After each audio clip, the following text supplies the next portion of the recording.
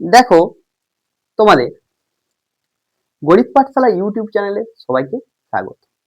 গণিত শিখতে আমার ইউটিউব চ্যানেলকে সাবস্ক্রাইব করো এবং পাশে বেল আইকন বটনটিতে লাইক করো। যাই হোক, বন্ধুদের মধ্যে শেয়ার করো। যদি ভালো লাগে ক্লাস, তাহলে বন্ধুদের মধ্যে শেয়ার করো। আজকের ক্লাসেতে তোমাদের জানাবো যে বাস্তব সংখ্যা কি জিনিস। নবম শ্রেণীতে বাস্তব সংখ্যা আছে। ওই বাস্তব সংখ্যাটা কি জিনিস, কোথা থেকে আসলো, কিভাবে আসলো, কি কাজে লাগে, এইসব। মানে অ্যাকচুয়ালি বাস্তব সংখ্যা সম্বন্ধে থিওরিটিক্যাল পোর্শন যেটা আছে, সেই জায়গাটা আজ তোমাদের সামনে আমি বলার চেষ্টা করছি। দেখো দেখো বাস্তব সংখ্যা, প্রথমেই বাস্তব সংখ্যা এসে যায়নি। প্রথম হয়েছিল স্বাভাবিক সংখ্যা। মানে আমাদের মা, বাবা বা আরো পাশাপাশি নিকটবর্তী যারা আছে তারা তোমাদের দেখবে প্রথমে শিখিয়েছিল ১, ২, ৩, ৪, ৫। এটা সহজে আসেনি। এর পেছনে অনেক গল্প রয়েছে। সেই গল্পগুলো হয়তো আমিও শুনেই জেনেছি। যেমন এই সংখ্যাগুলো দিয়ে গণনা করা হয়েছে। একসময় মানুষ সভ্য সমাজে বসবাস করতো না, পাহাড় জঙ্গলে বসবাস করতো। তারা আস্তে আস্তে আস্তে আস্তে যত সভ্যতার দিকে এগিয়েছে তত তারাও গণিত নিয়ে চর্চা করতে করতে তারা বিভিন্ন সংখ্যা জেনেছে। প্রথমে তারা শিখেছিল এই সংখ্যাগুলো ১, ২, ৩, ৪, ৫। এই সংখ্যাগুলোকে আমরা স্বাভাবিক সংখ্যা বলে থাকি। ইংরেজি নাম ন্যাচারাল নাম্বার। তাহলে আমরা প্রথম কি শিখেছি? স্বাভাবিক সংখ্যা। স্বাভাবিক সংখ্যা, স্বাভাবিক বা ইংরেজি নাম ন্যাচারাল নাম্বার। স্বাভাবিক সংখ্যাতে কি আছে? যে সমস্ত সংখ্যার দ্বারা আমরা গণনা করতে পারি তাকেই আমরা কি বলি? স্বাভাবিক সংখ্যা। যে সমস্ত সংখ্যা দ্বারা গণনা করতে পারি সেই সকল সংখ্যা দলটিকে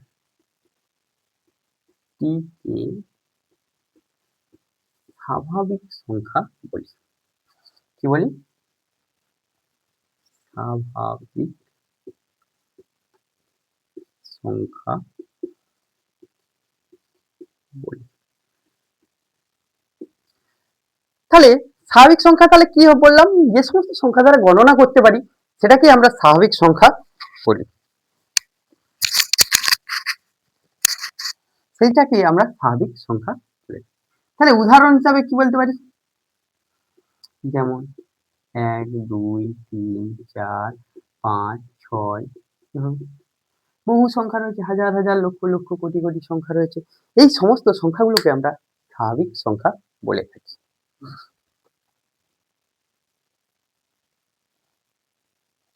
দেখো, এইভাবে স্বাভাবিক সংখ্যা দিয়ে আমরা যখন যোগ করছিলাম, দুটো স্বাভাবিক সংখ্যার যোগ করছি, ১ যুক্ত ১, ২ যুক্ত ৩, ৫ হচ্ছে। এই যে সংখ্যাগুলোর যোগফলটা আসছে সেগুলো স্বাভাবিক সংখ্যাই আসছে। কিন্তু মানুষ আরো আধুনিক হচ্ছে, সাথে সাথে কি হলো? যোগের সাথে সাথে আমরা কি শিখলাম? বিয়োগ শিখলাম। তখন যখন বিয়োগ করছি, বিয়োগ করতে করতে দেখো ২ থেকে সরি ৩ থেকে ২ বিয়োগ করছি, ১ আসছে, স্বাভাবিক সংখ্যা আসছে। কিন্তু সমান দুটো সংখ্যার মধ্যে যদি বিয়োগ করি তখন কি আসলো? ০ বা ভ্যাকুয়াম আসলো। তখন কি আসলো? ০ বা ভ্যাকুয়াম আসলো। এই যে ০ বা ভ্যাকুয়াম আসলো, এটা কিন্তু দিয়ে আমরা গণনা করি না। মানে ০ দিয়ে আমরা গণনা করি না। এই ০টা নিয়ে এবং স্বাভাবিক সংখ্যার দলটাকে নিয়ে একটা সংখ্যা সৃষ্টি হলো। সেটাকে ইংরেজিতে হোল নাম্বার বলা হয় এবং বাংলাতে অখণ্ড সংখ্যা বলে থাকি আমরা। তাহলে অখণ্ড সংখ্যা কাকে বলে আমরা দেখি। অখণ্ড সংখ্যা আমরা কাকে বলছি? অখণ্ড সংখ্যা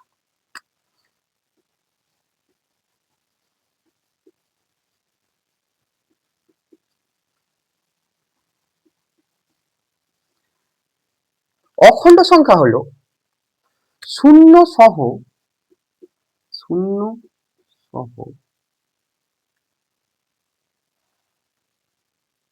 স্বাভাবিক সংখ্যার দলকে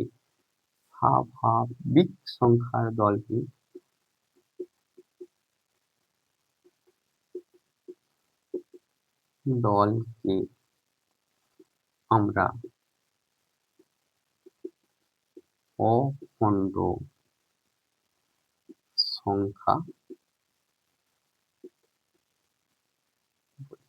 বা অখণ্ড সংখ্যা দল বলে থাকি।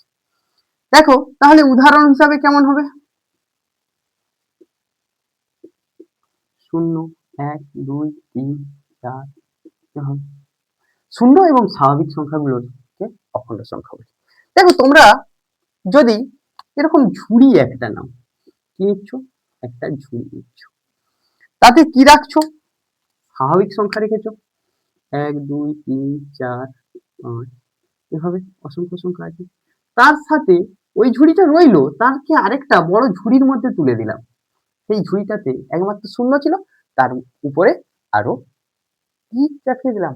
স্বাভাবিক সংখ্যার ঝুড়িটা চাপিয়ে দিলাম। তাহলে এই ঝুড়িটার নাম কি দিয়েছিলাম আমরা? স্বাভাবিক সংখ্যা। স্বাভাবিক সংখ্যা। দেখো সাথে সাথে যখন এই শূন্য সহ এই ঝুড়িটার মধ্যে চাপিয়ে দিলাম, এই বড় ঝুড়িটার আমরা কি নাম দিয়ে দিলাম? অখণ্ড সংখ্যা বা হোল নাম্বার। অখণ্ড সংখ্যা। তাহলে দেখো স্বাভাবিক সংখ্যার ঝুড়িতে, এই স্বাভাবিক সংখ্যার ঝুড়িটাকে কোথায় রাখলাম? অখণ্ড সংখ্যার ঝুড়ির মধ্যে। এর অর্থ কি? অখণ্ড সংখ্যা বললে শূন্যও থাকবে যেমন, তার সঙ্গে প্রত্যেকটা স্বাভাবিক সংখ্যাও থাকছে। এই অখণ্ড সংখ্যাগুলো নিয়ে আমরা যোগ করছিলাম যখন কোনো অসুবিধা ছিল না, কিন্তু গুণ করার সময়ও কোনো অসুবিধা হয়। কিন্তু যখনই আমরা কি করলাম? বিয়োগ করছিলাম, যদি সমান দুটো সংখ্যার মধ্যে বিয়োগ করি তাহলে ঠিক ছিল, কিন্তু যদি আমরা একটা ছোট সংখ্যা থেকে একটা বড় সংখ্যাকে বিয়োগ করি, তোমরা কিছুদিন আগেই বিয়োগ শিখেছো ক্লাস 6 বা 7 দেখো বিয়োগ করলে -3 আসছে না। -3 স্বাভাবিক সংখ্যা না, এই -3 অখণ্ড সংখ্যার মধ্যে রয়েছে। তাহলে এটাকে রাখার জন্য আরেকটা আবার ঝুড়ি নিয়ে আসতে হবে। তাহলে নিয়ে আসা হোক, সেই ঝুড়িটার নাম দিয়ে দেবো আমরা কি সংখ্যা?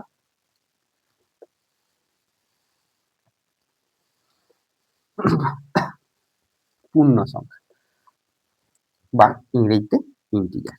তাহলে সেই ঝুড়িটার নাম দিয়ে দিলাম কি? পূর্ণ সংখ্যা বা ইন্টিজার। পূর্ণ সংখ্যা বা ইন্টিজার। তাহলে আমরা কি আসলাম? পূর্ণ সংখ্যাতে আসলাম। তাহলে এখানে সংজ্ঞাটা কি হবে? সমস্ত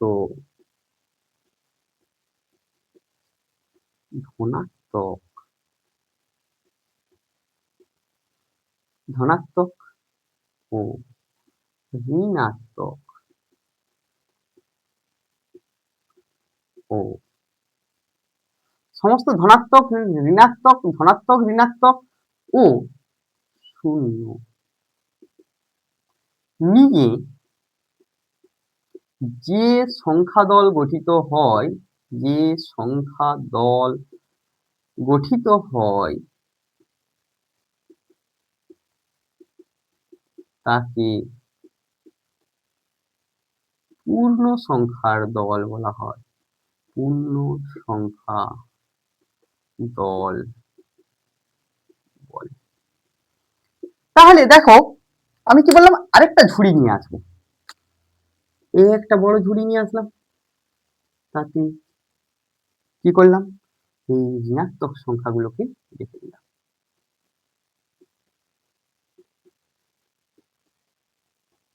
এভাবে অসংখ্য ঋণাত্মক সংখ্যা, যেমন ধনাত্মক সংখ্যা ছিল ঋণাত্মক সংখ্যা রাখলাম।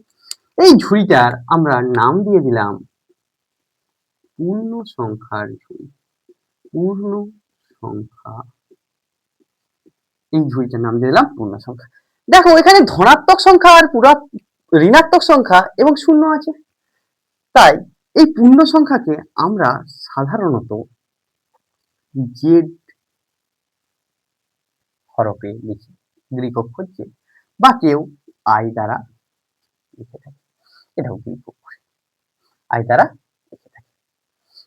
এখানে ধনাত্মক সংখ্যা বোঝাতে প্লাস জেড বোঝানো হয়ে থাকে এবং সেই দলটা বোঝানোর জন্য একটা দ্বিতীয় বন্ধনী ব্যবহার করা হয়ে থাকে।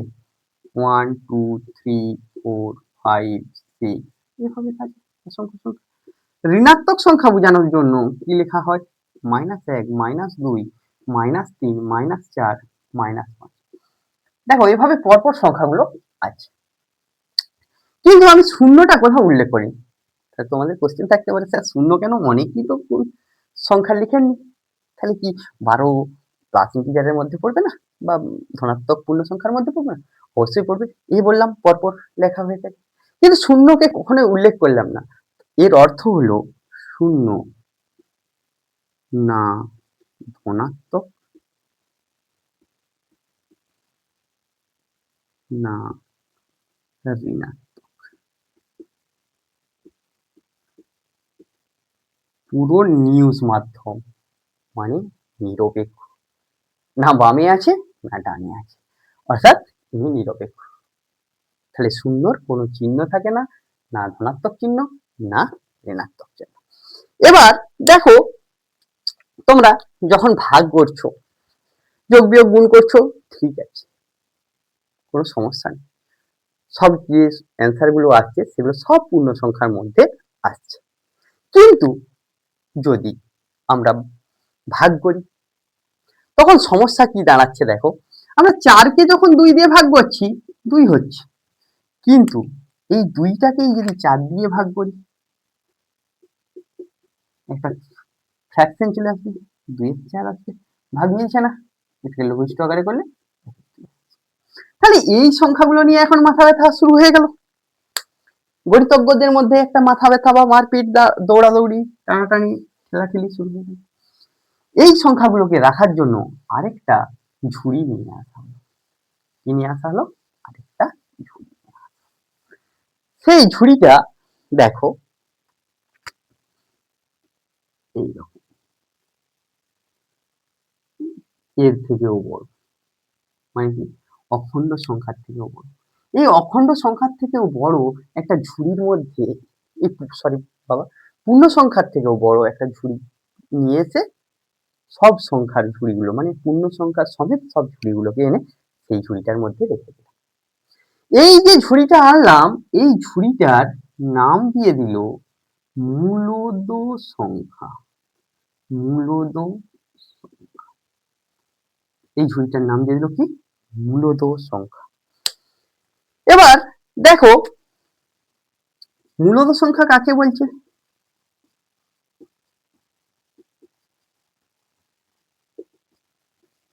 যে সমস্ত সংখ্যাকে,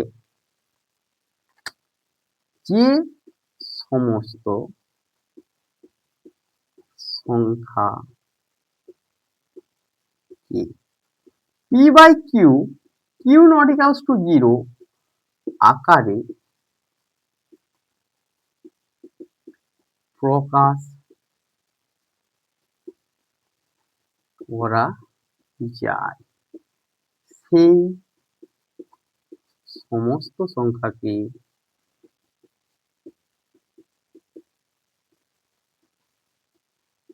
মূলদ সংখ্যা বলা হয়।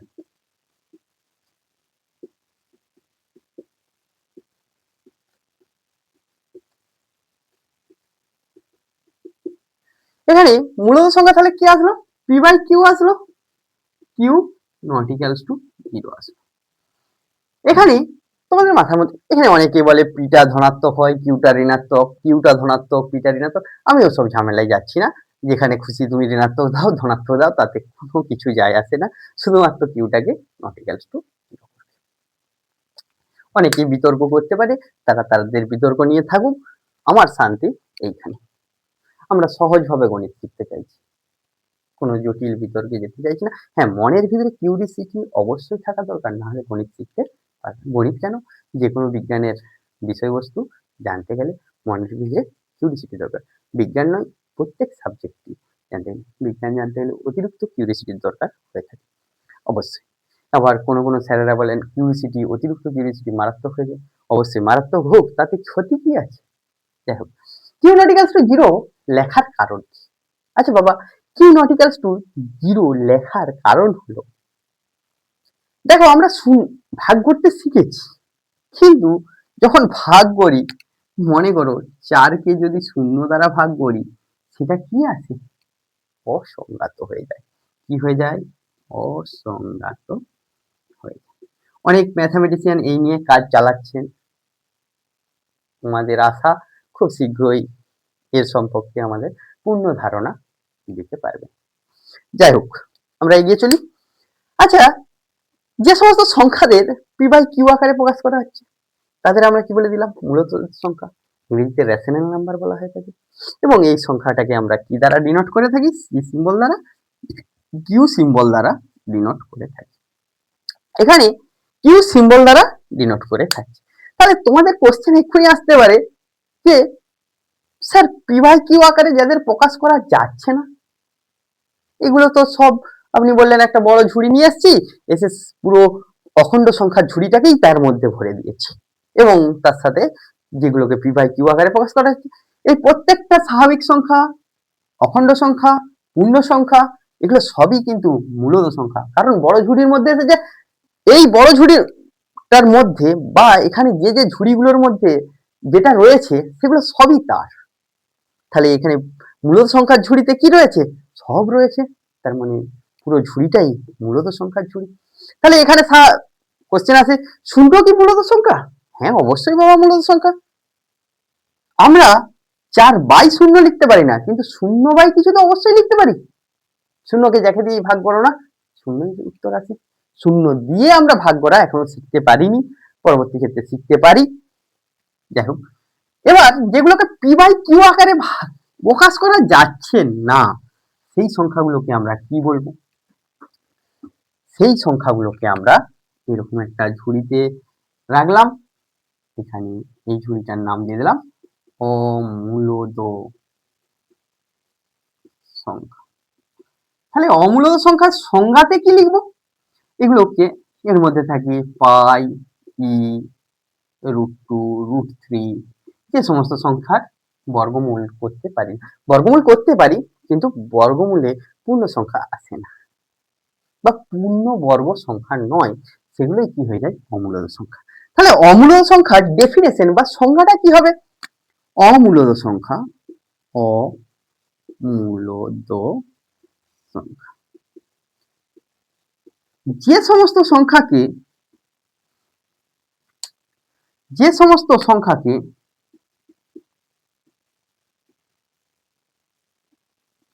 জুড়ে যাচ্ছে, সমস্ত সংখ্যাকে p by q, q not equals to zero আকারে প্রকাশ করা যায় না, তাদের অমূলদ সংখ্যা বলে। যেমন √2, √3, ই, পাই, এগুলো সব অমূলদ সংখ্যা হল। এবার একজন কোনো মহান ব্যক্তিত্ব এসেছেন, একটা বড় ঝুড়ি নিয়ে এসেছেন, এসে কি করছে দেখো, এই সমস্ত সংখ্যাগুলোকে মূলদ অমূলদ বাজ বিচারহীন ভাবে সেবা করে দিয়েছে, মানে একটা বড় ঝুড়ির মধ্যে রেখে দিয়েছে। সেই ঝুড়িটার নাম দিয়েছে বাস্তব সংখ্যা, যেটার সম্বন্ধে তোমাদের জানতে। তাহলে সমস্ত মূলদ ও অমূলদ সংখ্যা মিলে যে সংখ্যার সেটটা তৈরি হচ্ছে বা যে সংখ্যা দলটা তৈরি হচ্ছে সেটাকে আমরা কি বলছি? বাস্তব সংখ্যা। ক্লিয়ার? তাহলে বাস্তব সংখ্যা কিভাবে এসেছে আমরা বলতে পেরেছি। এখানে আরেকটা কোশ্চেন ভালো হতো বললে, দেখো অনেক সময় পায়ের মান 22/7 আমরা বসাই, পাই সমান কত বসাই? 22/7, কিন্তু কোশ্চেনটা এখানেই আসে পাই আর 22/7 কি মূলদ কি অমূলদ? এ মূলদ, কারণ একে পি/কিউ আকারে প্রকাশ করা যাচ্ছে, এটা অমূলদ। তাহলে তোমাদের কোশ্চেন আসতে পারে স্যার সমান লিখি কেন? এরা খুব কাছাকাছি মান দেয়, তাই আমাদের অঙ্কের সুবিধার্থে পাই সমান 22/7 লিখে দেয়। আচ্ছা, আজকের ক্লাস এই পর্যন্তই। পরবর্তী ক্লাসে আসবো সংখ্যা রেখায় কিভাবে মূলদ সংখ্যাগুলি স্থাপন করা যাবে এবং দুটো মূলদ সংখ্যার মধ্যে কতগুলো মূলদ সংখ্যা পেতে পারি ইত্যাদি ইত্যাদি বিষয় নিয়ে, এবং কষে দেখি 1.1 নিয়ে।